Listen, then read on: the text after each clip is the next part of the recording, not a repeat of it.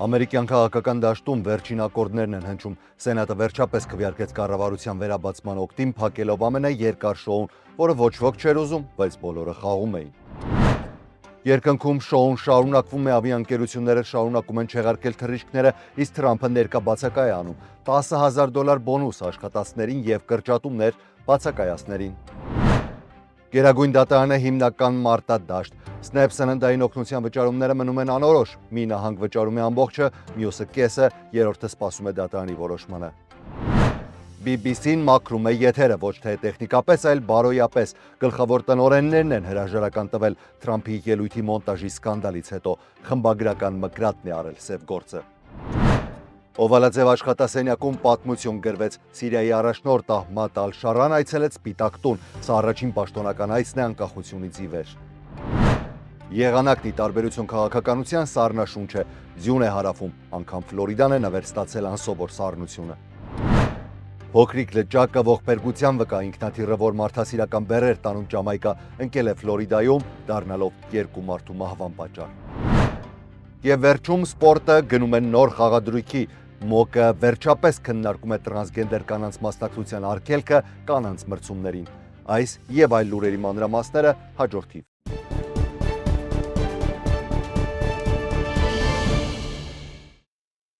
Ողջույն բոլորին, US Armedia YouTube-յան ալիքում ԱՄՆ գլխավոր լուրերն են։ Ես Հարություն Մինասյանն եմ եւ անմիջապես սկսենք Գլենդելից։ Այսօր ժամը 13-ից 14-ի սահմաններում հրդեհ էր բռնկվել Գլենդելի Արարատ Պլազա համալիրում։ Բարեբախտաբար դեպքի վայրը գտնվում է Հրշեջ կայանի անմիջական հարևանությամբ, ինչն ապահովել է արագ արձագանք։ Մի քանի րոպեների ընթացքում դեպքի վայր էին հասել նաև այլ մարտական հաշվարկներ։ Հրդեհը մեկուսացվել է ժամը 3-ին, իսկ ամբողջությամբ մարվել ժամը 4-ին։ Արձանագրվել են զգալի նյութական վնասներ մի շարք առևտրային տարածքներում, այդ թվում մանկական խաղերի կենտրոնում։ Հրդեհի պատճառները դեռևս պարզվում են, սակայն նախնական վարկածով կրակը կարող էր բռնկվել շենքի տանիքից։ Հետաքննությունը շարունակվում է։ Դուք մի մոռացեք նյութերը լայքել ու ալիքին բաժանորդագրվել, հնարավոր է, որ ես մոռանամ դրա մասին հիշեցնել։ Դա լավագույն աջակցությունն է, որ ստանում ենք ձեր կողմից։ Շարունակենք լուրերով, Սենատը երեկ վերջապես քվեարկել է դաշնային կառավարության բացման նախաձեռնության օգտին, նպատակ ունենալով իհարկե դադարեցնել պատմության ամենաերկար կառավարական փակումը։ Ըստ ընթացակարգային քվեարկության սենատորներն առաջ են մղել ներկայացուցիչների պալատի կողմից ընդունված օրինագիծը, որը կփոփոխվի կառավարության ֆինանսավորումը երկարաձգելու համար մինչև հունվարի 30-ը։ Փաթեթը ներառում է 3 ամբողջական տարվա բյուջետային հատկացումների նախագիծ։ Քվեարկությունն անցել է 60-40 հարաբերակցությամբ, ճիշտ այնքան, որքան անհրաժեշտ էր ֆիլիբաստերի հաղթահարման համար։ Եթե Սենատը վերջնականապես ընդունի փոփոխված տարբերակը, այն դեռևս պետք է հաստատվի ներկայացուցիչների պալատում եւ ուղարկվի նախագահ Դոնալդ Թրամփին ստորագրման համար։ Այս գործընթացը կարող է տևել եւս մի քանի օր, սակայն Սենատի փոքրամասնության առաջնորդ դեմոկրատ Չակ Շումերը դեմ է քվեարկել նախաձեռնությանը, հայտարարելով. Մենք խնդրեցինք նախագահ Թրամփին հանդիպել մեզ հետ, ապահովելու ավելի մատչելի առողջապահություն ամերիկացիների համար։ Փոխարենը նա պատանդ է պահում ողջ ժողովրդին, դադարեցնելով սննդային օգնությունը ընտանիքներին, վետերաններին եւ տարեցներին, կրճատելով թռիչքները, մինչդեռ կառուցում է ոսկե զուգարաններով $1 միլիարդ արժողությամբ պալատ։ Հետևաբար ես պետք է քվեարկեմ դեմ։ Մի խումբ դեմոկրատներ, սակայն չհետևեցին կուսակցության ղեկավարությանը։ Համաձայն երկու կողմերի միջև ձեռք բերված պայմանավորվածության հանրապետականները համաձայնել են նաև դեկտեմբերին քվեարկել Affordable Care Act-ի առողջապահական սուբսիդիաների երկարաձգման վերաբերյալ։ Այս սուբսիդիաները, որոնք պետք է ավարտվեին տարեվերջին դեմոկրատների առաջնային պահանջներից էին ֆինանսավորման քննարկման ընթացքում։ Մի շարք դեմոկրատներ դժգոհությամբ են ընդունել այս համաձայնությունը, Կալիֆոռնիայի կոնգրեսական Ռոլ Խանան նույնիսկ հրապարակայնորեն կոչ է արել փոխարինել Չակ Շումերին։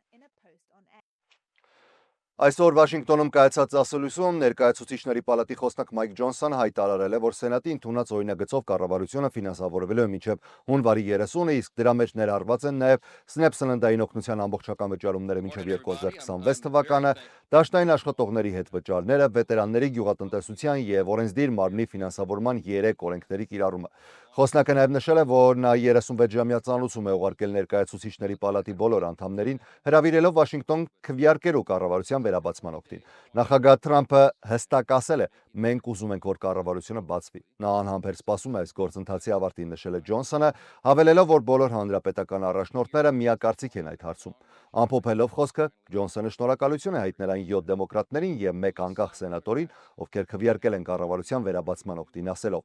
Նրանք ընտրեցին սկզբունքը քաղաքականությունից վեր։ Ես կոչ եմ անում իմ բոլոր գործընկերներին մտածել, աղոթել եւ վերջապես անել ճիշտը, դադարեցնել ամերիկացի ժողովրդի տառապանքը։ Սա շատ երկար տևեց։ Թեև համաձայնություն կա, բայց թռիչքների չեղարկումները եւ ուշացումները գնալով ավելանում են։ Փորձագետների խոսքով իրավիճակը կարող է ավելի վատ դառնալ առաջիկա օրերին, նույնիսկ այն բանից հետո, երբ կառավարությունը վերականգնի աշխատանքը։ Նախագահ Դոնալդ Թրամփն այսօր կոչ արել օդային երթևեկության վերահսկիչներին անմիջապես վերադառնալ աշխատանքի, գրելով. «Վերադարձեք աշխատանքի հիմա»։ Թրամփը նաև հայտարարել է, որ ցանկանում է $10,000 բոնուս տալ այն վերահսկիչներին, ովքեր շարունակել են աշխատել առանց դադարների, եւ կրճատել այն վերահսկիչների աշխատավարձը, ովքեր բացակայել են։ Շաբաթվա ընթացքում ավիաընկերությունները ստիպված են եղել կրճատել թռիչքների 4%-ը, իսկ վաղ այդ թիվը պետք է բարձրանար մինչև 6%-ի։ Չնայած դրան, արդեն 3 չեղարկվել է ԱՄՆ-ում իրականացվող բոլոր թռիչքների շուրջ 10%-ը, դարձնելով այն ամենածանր օրերից մեկը 2024 թվականից ի վեր։ Կիրակի չեղարկվել են ավելի քան 2700 չվեր, իսկ ըստ FlightWare կայքի միայն 3 գրանցվել է շուրջ 10,000 ուշացում, իսկ ուրբաթ եւ շաբաթ օրերին համապատասխանաբար 1000 եւ 1500 չեղարկված չվերթ։ Նախագահ Դոնալդ Թրամփը ճակերտավոր ասած նոր առաջարկ է արել Սենատի հանրապետականներին։ Այն հարյուրավոր միլիարդավոր դոլարները, որոնք այժմ ուղղվում են փողով սնվող ապահովագրական ընկերություններին, ուղղել անմիջապես ժողովրդին։ Թրամփի կոչը շրջանցել առողջապահական ապահովագրական ընկերությունները եւ ուղղակիորեն տրամադրել դաշնային միջոցները քաղաքացիներին Affordable Care Act օրենքի շրջանակում դիտարկվում էր որպես հնարավոր կոմպրոմիսային տարբերակ կառավարության փակման լուծման համար։ Բացի այդ, Թրամփը նաև հայտարարել է ամերիկացիներին $2000 կամ ավելին վճարելու մասին։ Սա այսպես կոչված մաքսային հարկերի գումարներն են, որը Թրամփի բնորոշմամբ ամերիկացիներինն է եւ իրենց էլ բաժին կհասնի։ Այս լուրն ավելի մեծ արձագանք է ստացել սոցիալական ցանցերում, քան կոնգրեսում։ ԱՄՆ ֆինանսների նախարար Սկոտ Բեսենթը ABC հեռուստալիքին տված հարցազրույցում նշել է, որ նախագիծը դեռևս պաշտոնական չէ եւ տարբեր ձևեր կարող է ունենալ, ոչ միայն ուղիղ վճարումներ։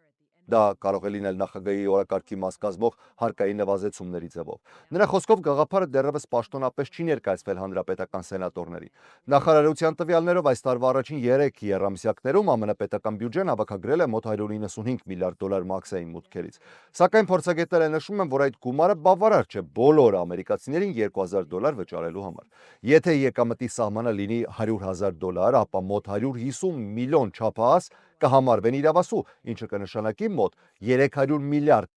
ծախս։ Եթե ծրագրին միացվեն նաև երեխաները, թիվը բնականաբար էլ ավելի կմեծանա։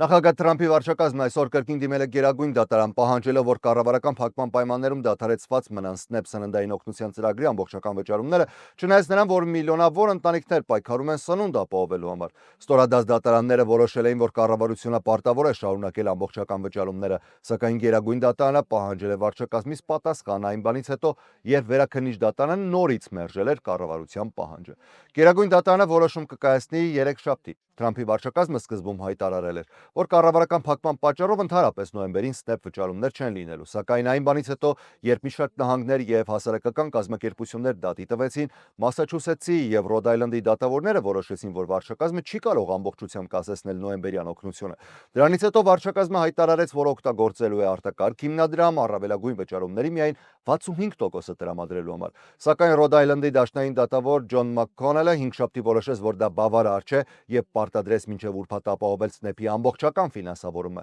Մի շարք նահանգներ արագ արձագանքեցին, հրահանգելով իրենց էլեկտրոնային բենեֆիտ քարտերի մատակարարներին գործարկել ամբողջական վճարումները, եւ միլիոնավոր մարդիկ առնվազն 1 տասնյակից ավելի նահանգներում արդեն ստացել են իրենց գումարները։ Նախքան Գերագույն դատարանի դատավորը կասեցրեց Մաքքոնելի որոշումը մինչև Վերաքննիչ դատարանի քննարկումը։ Որոշ նահանգներ իրականացրել են մասնակի վճարումներ, այդ թվում Թեքսասը։ Ներկայումս վճարումների հարցը շարունակում է մնալ անորոշ մինչև Գերագույն դատարանի որոշումը։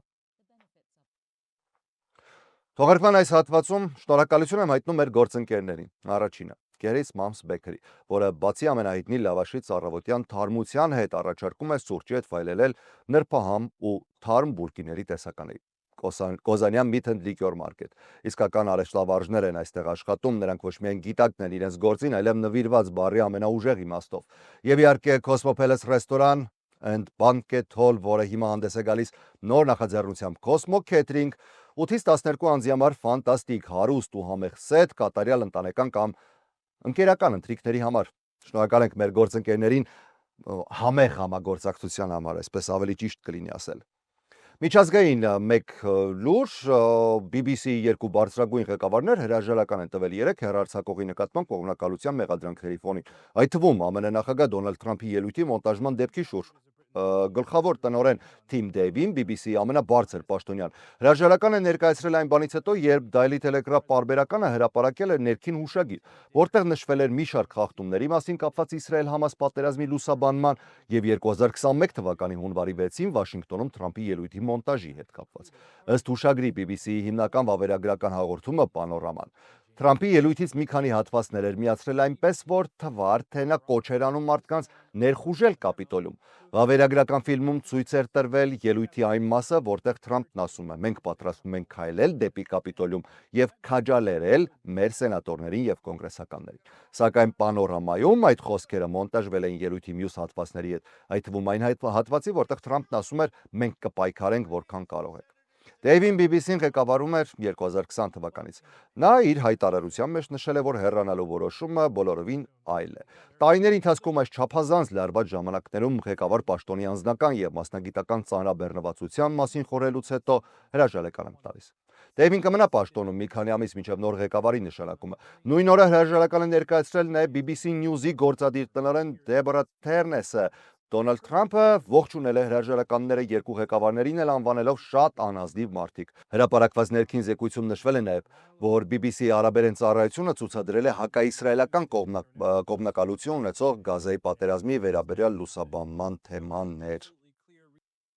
Պաշտպանության նախարար կամ պատերազմի նախարար Փիթ Հեքսեթն այսօր հայտարարել է, որ թմրանյութերի փոխադրմամբ զբաղվող նավերի դեմ հերթական հարձակումն է եղել, այսինքն Ամերիկան հարվածել է նավերին, վերջին հարվածների արդյունքում սպանվել է առնվազն 6 մարդ։ Հարվածներն իրականացվել են երկու նավերի վրա Խաղաղ օվկիանոսի արևելյան հատվածում։ Ընդհանուր զոհերի թիվը հասել է առնվազն 75-ի։ Բազմաթիվ վերլուծաբանների կարծիքով այս գործողությունները նաև քաղաքական ճնշման միջոց են Վենեսուելայի նախագահ Նիկոլաս Մադուրոյի վրա։ Հեքսեթը սոցիալական ցանցերում գրել է. Մեր հետախուզական տվյալները ցույց են տալիս, որ այդ նավերը կապված էին ապօրինի թմրանյութերի մաքսանենգության հետ, տեղափոխում էին թմրանյութեր եւ շարժվում էին հայտնի մաքսանենգության երթուղիով, այսինքն այն նույն տեքստը, որը սովորաբար օգտագործում է Հեքսեթը։ Սակայն ոչ մի դեպքով Միացյալ Նահանգների կառավարությունը դեռևս չի ներկայացրել ապացույց այս պնդումների համար։ Նույնիսկ հանրապետական օրենսդիրներն են պահանջում բացատրել, թե ովքեր են թիրախավորվում եւ ինչ իրավական հիմքով են իրականացվում այդ հարվածները։ Պետքարտուղար Մարկո Ռուբիոն եւ Հեքսեթը նախորդ շաբաթ հանդիպել են կոնգրեսի երկուսակցական խմբի հետ, որը վերահսկում է ազգային անվտանգության հարցերը, բայց նշել են, որ սա բարձրագույն գաղտնիք է եւ ավելի մանրամասներ չեն նշել։ Հեքսեթը հրապարակել է նաեւ տեսանյութ, ինչպես դա սովորաբար անում է նման հարձակումներից հետո։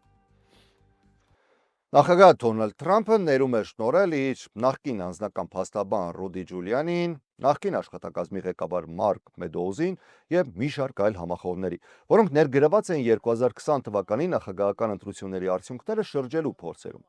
Թրամփի հրամանագրով տված ներումները խորհրդանշական բնույթ են կրում, որովհետև տարածվում է միայն դաշնային հանցագործությունների վրա եւ չեն վերաբերում նահանգային գործերի, բայց բոլոր գործերը հարուցվել են նահանգային դատախազությունների կողմից։ Ներում ստացածներից ոչ ոք դաշնային մեղադրանք չի ստացել ընտրությունների արդյունքները փոխելու փորձերի համար։ Այս քայլով Թրամփը պարզապես եւս մեկ անգամ հաստատում է իր պնդումը, թե 2020 թվականի ընտրությունները գողացվել են իրենից, չնայած դատարաններն ու նույնիսկ նրա արդարադատության նախարարը արձանագրել են, որ մասշտաբային ընտրական կեղծիք չի եղել։ Սպիտական խոսնակ Քերոլայն Լևիտը հայտարարել է. Նրանք ուղղակի հալածվել են Բայդենի վարչակազմի կողմից միայն այն պատճառով, որ համարձակվել են կասկածի տակ դնել ընտրությունները, ժողովրդավարության հիմքը։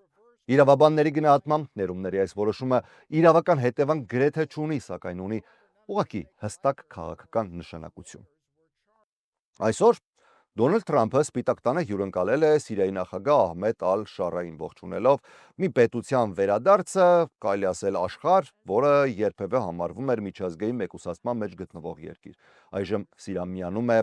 ԱՄՆ-ի գլխավորած կոալիցիային իսլամական պետության ահաբեկչական խմբավորման դեմ պայքարի համար։ Ալ-Շարան Սպիտակ տուն է ժամանել առավոտյան ժամը 11:30-ին ու հանդիպել Թրամփի հետ Օվալաձև աշխատասենյակում առանց մամուլի ներկայության։ Նա շենք է մուտք գործել հետնամասից, Հանդիպումն ավարտվել է մոտ 2 ժամ անց, դուրս գալիս Սիրիայի նախագահը ողջունել է իրեն սպասող աջակիցներին, ապա նստել ավտոշարասյունն ու հեռացել։ Սա պատմական հանդիպում էր, առաջին անգամ Սիրիայի ղեկավարը պաշտոնական այց էր կատարում Վաշինգտոն այն պահից ի վեր, ինչ Սիրիան անկախացել էր Ֆրանսիայից 1946 թվականին։ Միացյալ Նահանգները վերացրել է Սիրիայի նկատմամբ այն տնտեսական պատժամիջոցները, որոնք տասնամյակներ շարունակ գործում էին Ասադների վարչակազմի օրոք։ Ալ-Շարան ղեկավարել էր այն ամստամբ ուժերը, որոնք 2024 թվականի դեկտեմբերին տապալեցին Բաշար Ալ-Ասադի ղեկավարությունը եւ 2025-ի հունվարին նշանակվեց երկրի ժամանակավոր առաջնորդ։ Ալ-Շարայի այցից առաջ ՄԱԿ-ի անվտանգության խորհուրդը քվեարկել էր Սիրիայի նախագահի եւ մի շարք պաշտոնյաների նկատմամբ սահմանված պատժամիջոցների